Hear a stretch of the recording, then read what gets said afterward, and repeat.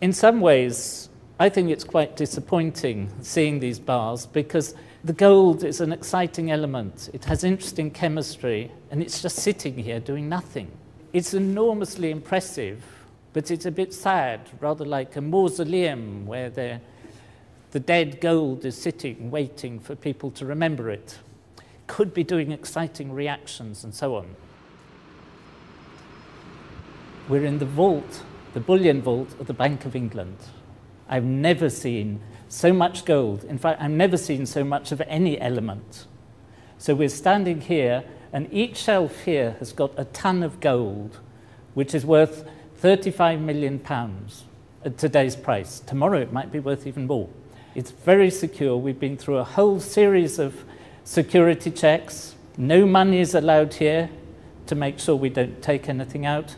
And so we're both really excited to be here. So the camera may be shaking with Brady's excitement.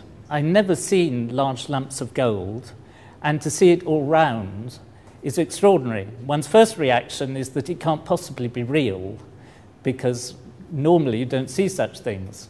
Looks like chocolates in the duty-free at the airport or something like that. But these really are solid gold bars, and it's quite extraordinary. There isn't any smell because metals don't smell, and it's very quiet because of the thick walls and to keep it secure. The weather's been very cold recently, and I was ready to be shivering, but it's nice and warm. But I suppose gold colour also gives you a feeling of warmth, so it may be partly psychological. The reason why the bank has got this store is because not only the Bank of England, but other central banks like to keep some of their money reserves in gold, because the price of gold is very stable, or the value of gold, compared to the value of currencies, which can go up and down. And so every country has a certain proportion of its reserves in gold.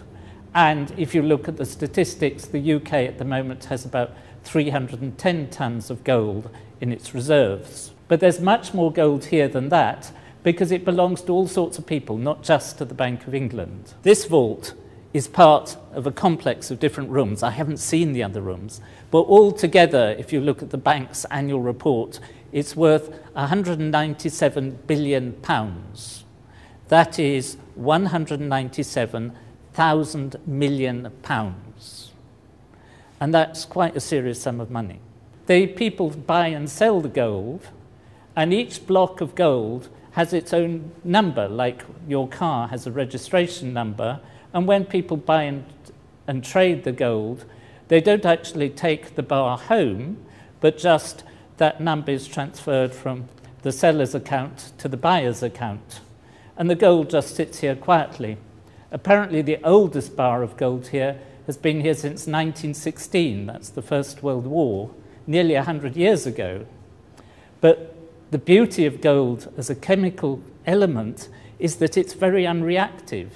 So it looks just the same now as it did in 1916. It hasn't tarnished, it hasn't got oxide layers on the surface, it hasn't started creeping, changing its shape and so on. So come over here, because they've given me two bars that we can look at. So we've got two different bars of gold, which are both the so-called London good delivery bars, which means that their weight is in a certain limit range. And in fact, each of them has its precise weight put on them in a rather strange unit called a troy ounce. So this one is 399.100. This one was made in Australia, and this one apparently came from Switzerland and is slightly heavier, 400.075. I must say this one looks much nicer, it's polished more, and this one looks a bit like a loaf of bread, but it's rather a miserable loaf of bread, but a pretty fantastic lump of gold. Now, one of the things you know about gold is that it's really heavy, so I'm going to see whether I can actually lift this with one hand.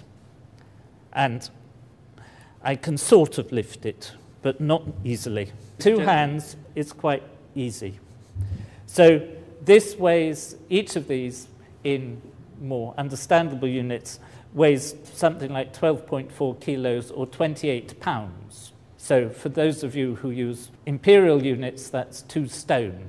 Each of these is worth about £435,000. You could buy 2 quite nice houses for a block like this, or for a whole shelf of these, which contains a ton, you could buy 137 of the upmarket Rolls-Royce cars. So take your choice. These blocks are a bit like bricks, and if you took all the gold that had ever been mined and put them together like a construction kit to make a big block, you would end up with a block that was 20 meters cubed.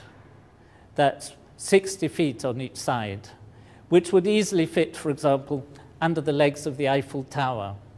Wouldn't look all that big just as a building on a street. And that's all the gold there ever has been.